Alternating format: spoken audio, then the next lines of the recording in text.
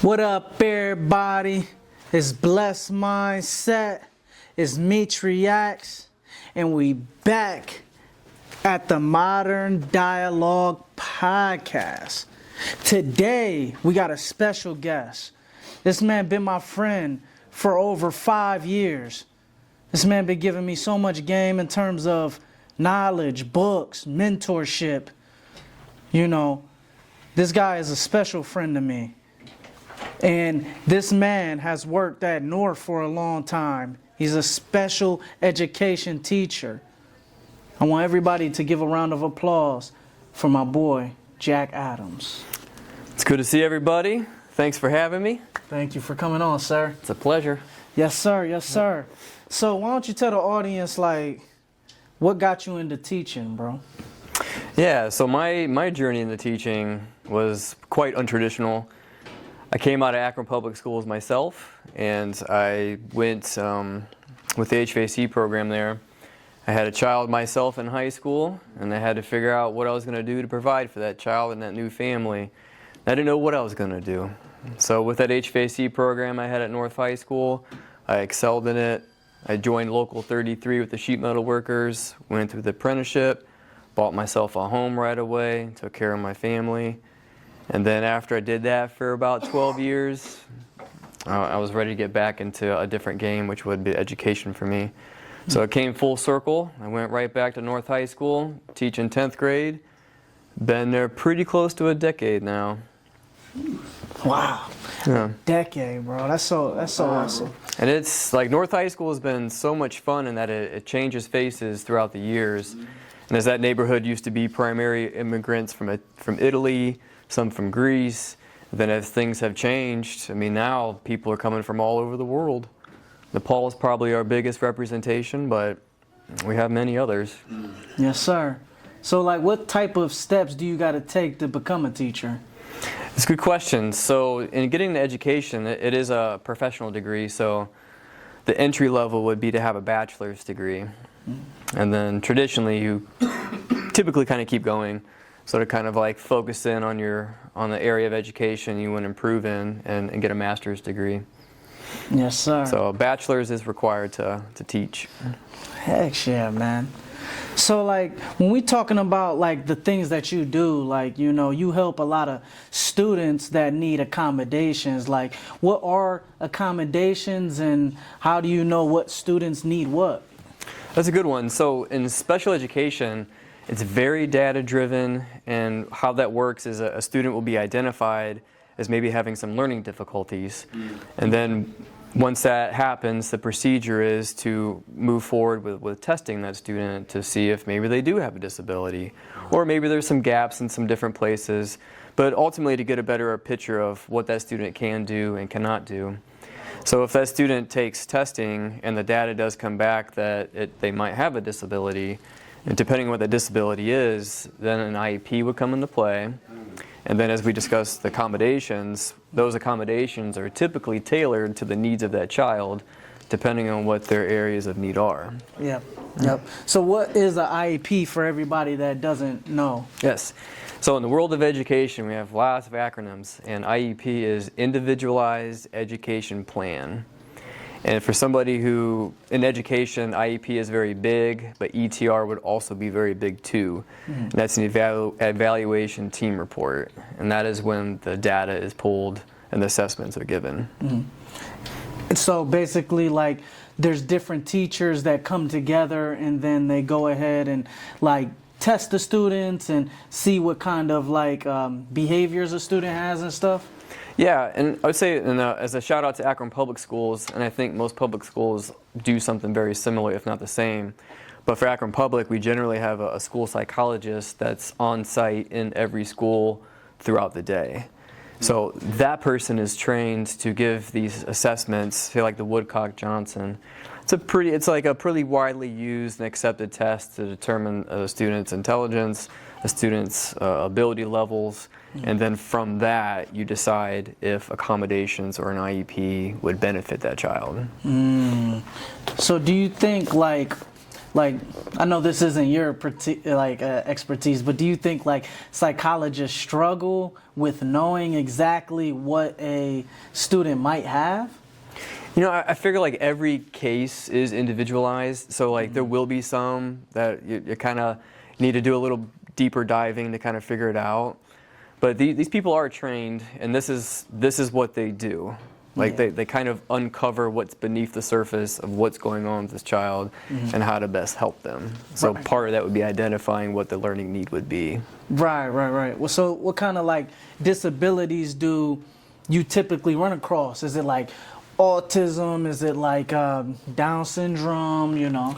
Yeah, so again, all my experience is with Akron Public, and we see everything, because for Akron Public, the door is open to anybody that lives in the neighborhood, and any child is entitled to a free and appropriate public education. So it becomes our job to identify if a student has learning difficulties, you know, what they look like and what we need to do to serve them. So yes, we do see every spectrum on the disability level. We see Down syndrome, we see learning disabilities, ADHD, autism. I mean, there really isn't something we haven't seen. Man, I bet that's hard, just even like trying to teach some of these students. Like, do you have your own like methods and stuff like that? Yeah, you know, and teaching them too, like, and again, the ETR identifies them, the school psychologist is doing that. And then as an intervention specialist, I look at that information, I look at that data, and then I develop the individualized education plan to help support that child. So it's about meeting them where they are and boosting them academically, but it's also about integrating them socially into classrooms where you have like a gen ed population and having them learn how to operate within that system, which very mimics the real world, and that is also part of an intervention specialist's job, is to figure out the social emotional while also figuring out the academic bridges that are needed. What is kind of like the hardest part of doing that, you know, in terms, is it like behavior, is it like maybe awkwardness, like? You know, I have to think about that one. I would have to say it's sometimes when you have a child, you could have a great psychologist that does an excellent job and provides excellent data, but you know, sometimes even if you think that translates into specific accommodations, sometimes they don't work. And then you're in that position where it's like, okay, well, we gave this an honest try, and you document everything you've done, and you got to kind of reassess and refigure out. So I think in that space where you're trying to really help this child, but at the time you don't know exactly what to do, that's probably the most difficult part, because if there is any kind of hiccups at that time, I feel like it's kind of my responsibility. Yeah. So I say that's the spot. But it seems like you can't take too much responsibility, because it's like, it feels like you can only do so much. And that's true. And I feel like with any work-life balance for any job, you gotta do your best. Try an honest effort. If it doesn't work out, like, don't take that home. Don't take that frustration with you. But do keep attempting, try, reassess, and go at it again. Right. Do you feel, I mean, not do you feel, so like, why did you choose to be special ed rather than just like a regular teacher? Or did you do both of those?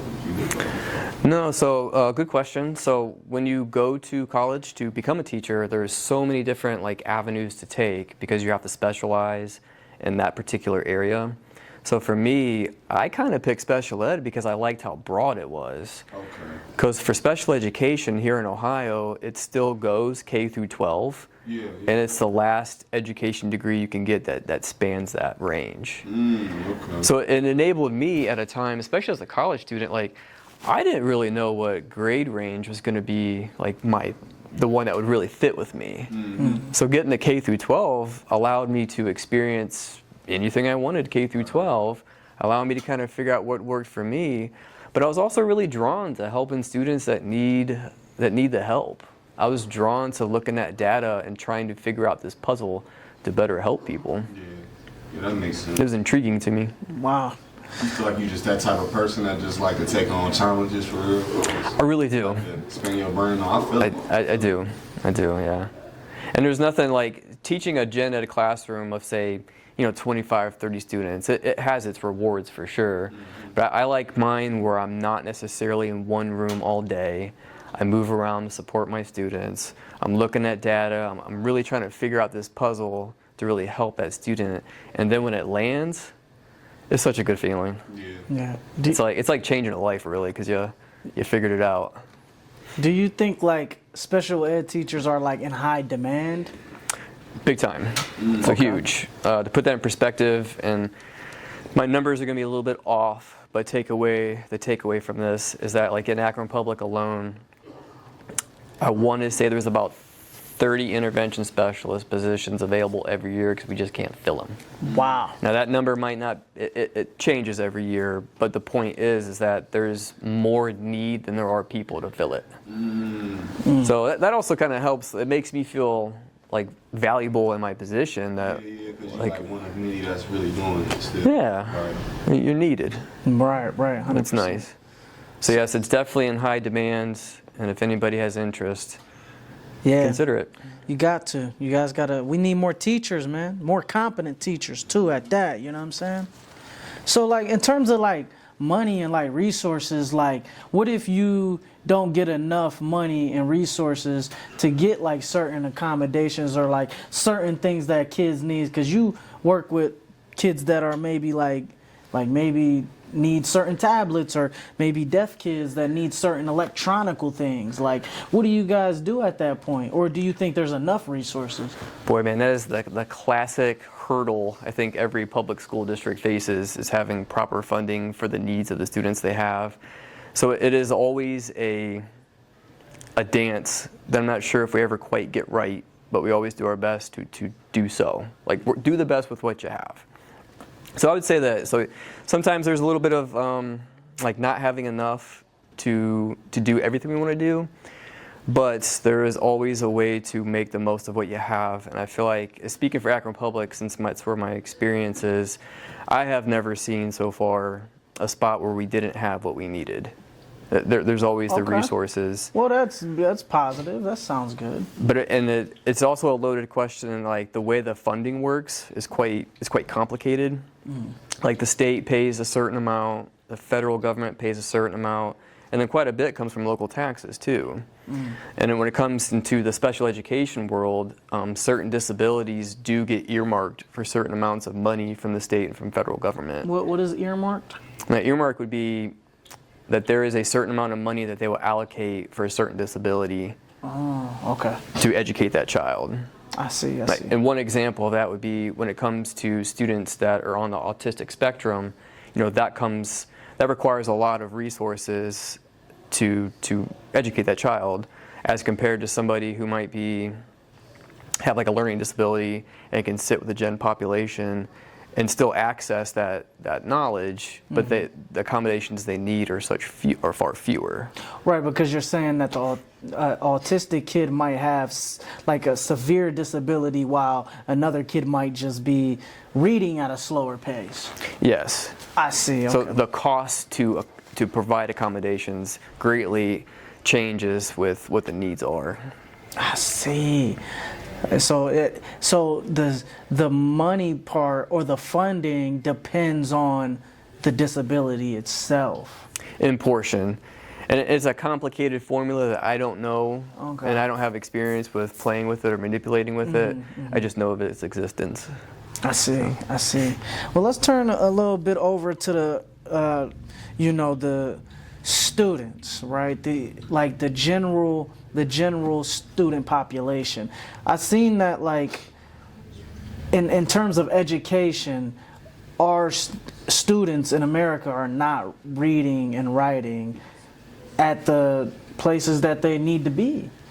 So why do you think that, over time, reading and writing and things like that, just education has been going down the drain? Well, I say for the areas where you see the reading need growing the most, I think it's coming from multi different avenues. I mean, one is just even now too. We have devices in our pockets that get our attention. We watch TV, so we already have like reduced attention spans. So when you sit down with a book and you have to sit there with your attention on one thing that is like low stimuli for an extended period of time, just that in itself is sometimes difficult for some people. So that doesn't even have to do with where you're coming from. I mean, it's just the way you receive information. So that's a piece of it. I mean, also coupled with, like, we have kind of pulled away from, like, seeing magazines anymore. Reading materials have reduced as we use our screens. And I would say that there is a part, too, when you think of, like, depending on the environment, if you have a student that has a home environment that's a little bit turbulent, or if their basic needs aren't being met, I mean, they really need to calm down they really need to, like, calm themselves down to be able to sit quietly and comfortably and absorb information from a book. Yeah. And that is something else that needs to be taught too. So there is a social emotional element. There's also a cultural element. Yes. Yep. Yeah, so, like, in terms of, like, you know, a kid being at home, if, you know, maybe, like, there's not two parents in the household, or, like, there's, you know, drugs in the household and no food and stuff, or ruckus, all of these things can be components to them not focusing. Absolutely. And if you're in a place of survival too, if you're worried about, is there going to be food tonight, or if the lights are going to stay on, I mean, I don't think you can be caring about a book. Like, your mind is elsewhere on things that are, like, gravely important to your survival. So I think there is that too. Like, you need to be able to feel safe, comfortable, and your needs being met. And then when that happens, then you can open up yourself to wonder. Books. So it seemed like it would be, like, hard for teachers to get absolute results, because if there's going to be, like, this poverty problem in our communities and household issues in our communities, that can just lead to bad outcomes within education.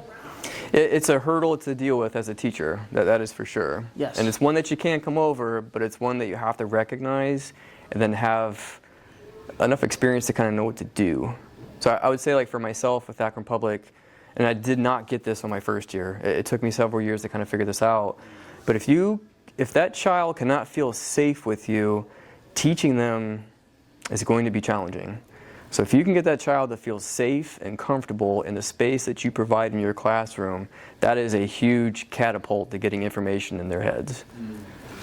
If they have walls up because they don't feel safe, and that might just be from the environment that they're from, or maybe it's your personality or the way you're running your classroom, maybe it's the tone of your voice, maybe it's your body language. But if their wall is up, it's hard to teach. So you got to figure out to get them comfortable. So what about for kids that's, like, let's say they live in, like, a messed up environment and they kind of don't have a choice but to, like, you know, not learn, but they kind of distracted to where it's, like, hard for them. Maybe they want to learn, but it's hard for them to learn because of the environment. Like, what do you think they should probably do, maybe? Or how could the school maybe help them learn better, maybe? Yeah, and again, this is my opinion and my experience, so there's a lot of avenues to approach this. Right. But it's the same way. It's about validating that student, let them feel heard, make them feel seen, make sure that the classroom and the school environment is safe and is providing that environment that we're learning here. It's good, it's okay, there's no problems, like we're going to address anything that we need to address. You're safe. If you can make them feel safe, I mean, things change. 100%. So, like, what are, like, the top 3 issues that you see within the Akron Public Schools that maybe we can fix? Well, I mean, more funding always helps. So if there was a way to either manage it differently or get more money, that would be helpful. Yep. Not necessarily saying that's what has to be done, but I think if there was a greater attention to the social emotional aspects of learning, that could be very beneficial as well. Like what I just said about, like, getting a student to willingly kind of drop their walls because they feel safe enough to receive the information you're giving them is huge. So if there's a little more focus on that, I think that would be helpful as well. And then probably more integration with our community, like to have validation that you can achieve things, it's okay, and a path of how to do it, and then integrating community members to kind of model what some of that looks like, I think would be pretty helpful too. Yeah, I agree with that. We need strong communities pushing kids to actually go to school. If the parents at home are not pushing the kids to do the homework or even go to school and get there, I mean, then the teachers is just going to waste their time. It got to be like a middle ground within parents, communities, and teachers. Agreed. I guess it would be kind of nice just thinking out loud, like if you could connect these skills that we're trying to teach to like how it actually benefits you. Yes. I've had so many students in geometry class who are like, why am I ever going to know the Pythagorean theorem? It's like, well, I mean, first off, it's good to just exercise your mind and challenge you. But if you can actually apply that to something and show them like how this would apply to your life, it's helpful. So if you had anybody in the community that uses that, so I mean, Pythagorean theorem, you know, finding a missing side, that can apply to a lot in construction. It can apply to landscaping. It can apply to a lot of different things. So if you have somebody in your community that could come in and say just that, Yeah. be pretty helpful. I love how you brought that up, because there's so many people that'll be like you said, they like, man, what am I about to use this for? But then when you really look at like geometry, like you said, there's a lot of job fields that you need to know these things, you know? Yeah, for sure. So I've been hearing on the internet like a lot of people saying like school, like the typical way of school, you know, like the typical public school is like not needed, so to speak. How do you feel about that? Like the traditional model of schooling is... Yeah, pretty much. Like they pretty much trying to say that schools don't really teach you much and you can learn a lot more just doing other things or going through experiences in life. Like school don't really teach you nothing. Like it don't prepare you for life outside of school. That's what they were saying. How do you feel about that? I guess I would say for sure that every person is an individual. So for that particular individual, maybe it's true. Like I wouldn't counter that. If they really feel that, then so be it. But I would say that traditional public schools have been in place, I mean, since the existence of our country. I mean, it has been in place for generations and generations. So if you want to say that something doesn't work, I'd be kind of curious to say, what is your proposal? Yeah. What do you think would work better? And then, you know, compare the two. And maybe there are some good ideas coming outside of this traditional model, and maybe they should be incorporated. But I wouldn't just toss it out without having ideas of what would be better. Right. I agree with So that. I would probably 100%. challenge that person. Saying like, if school don't help people, why has it helped people for so long? Pretty much is what you said. That and what's the prescription? I hear that all the time of like traditional schools ain't the right way and they're not teaching us stuff, and it's kind of like I used to say that when I was younger too. But then when I started reading books and stuff, I'm like, man, I kind of wish I listened to a few of my teachers for real a little bit more. Yeah. This history, I should have knew about this Stallion and Hitler. Maybe we could have prevented something. It's tough, you know. You think with education, if like there's a lot of other things going on too that probably should get noticed, and even if like this building is serving this neighborhood and its job is to take care of your kids and prepare them and teach them things they don't know. Yeah. So I mean, maybe what's going on in that teaching maybe needs to evolve a little bit or change. And there's no, I mean, maybe so. Things change with time. But having a building in every neighborhood that serves its community and particularly its children, I can't see how that's a bad thing. Now, I'll say this though, I love the trade school stuff, the vocationals. But when I was in school, I was doing a firefighter program and they took that out. So would you prescribe more trade schools, well, more vocationals? 100%. Okay. 100%. I mean, honestly, if I was given a magic wand of how I would do things, I would do just that. I would create so many more opportunities for students to like foster their interests and propel them to success. So like when things get cut, typically it's a funding issue. Yes, sir. And it's unfortunate because, I mean, teaching firefighting skills not only could help people on the path to being a firefighter, but it's also just good knowledge to have if you're a homeowner. Yeah. And just need some basic safety. I mean, For sure. there's nothing but good that can come from that. For so sure. we should be doing it. That program was firefighting and EMT. You know, and maybe there's like ways to think outside of the box too, because like in that particular instance, if Akron Public Schools had a firefighting program, and if we're feeding local fire districts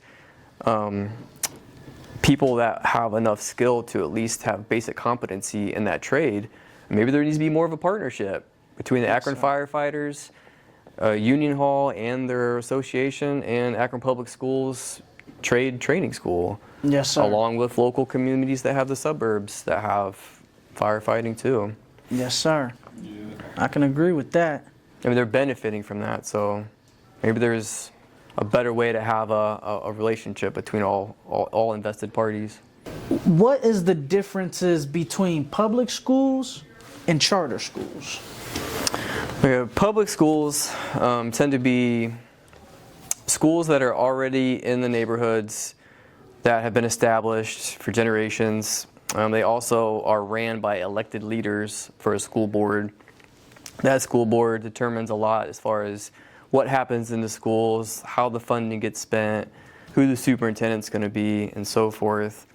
So I'd say when it comes to public schools, that's a huge advantage, is that if you don't like what's going on, you can always vote in new leaders. And if you don't like the leaders that are there, you can become one yourself and run for school board and get on that panel and be one of the persons that makes decisions.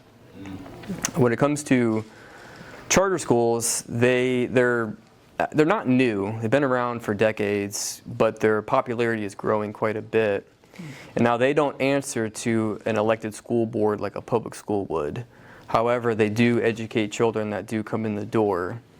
In charter schools, like I said, there's a lot of difference between the two, where like public school has to accept everybody that comes to the door. If they live in the neighborhood, like we have a job to educate them. Charter schools have a little bit more leeway on who they allow to enter and do not enter. I would say both schools do have to follow educational like rules that the state and the federal government provide, and they are tied to funding. As far as like an IEP, they have to follow it just like we have to follow it. Now the one thing with charter schools though is they're all a little different. So when it comes to public school, they're pretty universal. I mean, they change with communities. Like a suburban school is going to look different than an urban school. I mean, those are differences that we've known for years. But when it comes to charters, they're all kind of like their own flavor, if you want to say. So it's not a universal concept, and you'd have to kind of figure out what each individual charter school, like what their mission is. Charter schools, a good amount of them do operate under for-profit umbrellas. So it gets like a little confusing at times, where a charter school might say that it's not for profit, and that might be the case, but it's ran by a for-profit entity. And that for-profit entity is charging that school a certain amount of dollars to educate and provide desks and take care of the building and even rent the building out. So there is, in those cases, there is profit, and the money would be going to that profit and not the child. Where in public school, like we do not have a body that governs us. We have an elected panel of people that come from the community, and there is no profit. Every dollar stays in the system. So charters, I mean, there are some charters that keep all the money in the system. Those are the full-blown not-for-profit. But there are a good amount that are not-for-profit but are ran by for-profit companies. So a charter school can be a good option. It's just, it'd be important for you to kind of do a little bit of research and make sure you're getting what you want. Right. So would you prescribe people to go ahead and go to a public school or go to a charter school? Or would you just say, hey, do your research on both before you go to any? Well, you know, I think we're in an economy now where things are individualized. So maybe the traditional model isn't for everybody, and maybe exploring what different charter schools in the area offer is a good avenue for you. So I wouldn't necessarily say one over the other. Now, I myself am a product of Akron Public Schools, pre-K through 12. I send my children to public school, but that's me, and I've been very happy with that system. I like the idea of locally elected people governing the money that we all put into the same pot. And we get to make those decisions. So I like that, but that's for me. Right, so I would say that when it comes to a parent wanting to educate their child, just figure out what you want and go find it. 100%, 100%. You got any more questions, Meech? No more questions? Okay. So I got one last question for you, Jack. All right, get it. So what advice would you give to somebody who wants to become a teacher? Do it. Do it. Don't wait. Just go do it. We are very lucky being here in Akron and having the University of Akron, Kent State, Stark State, Cleveland State, Youngstown State. In all reality, Columbus isn't that far away either. But just right here, there are so many universities that offer teacher training programs. Just go do it. You'll love it. It'll challenge you, but you'll love it. Yes, sir. Well, hey, man, we appreciate you for hopping on this podcast and actually educating our communities, man. It means a lot to me, Meech, and everybody else out there, bro. Like, thank you, bro. It's an honor to be able to talk and share. I'm glad I can help. Sounds awesome, man. Well, thank you, sir.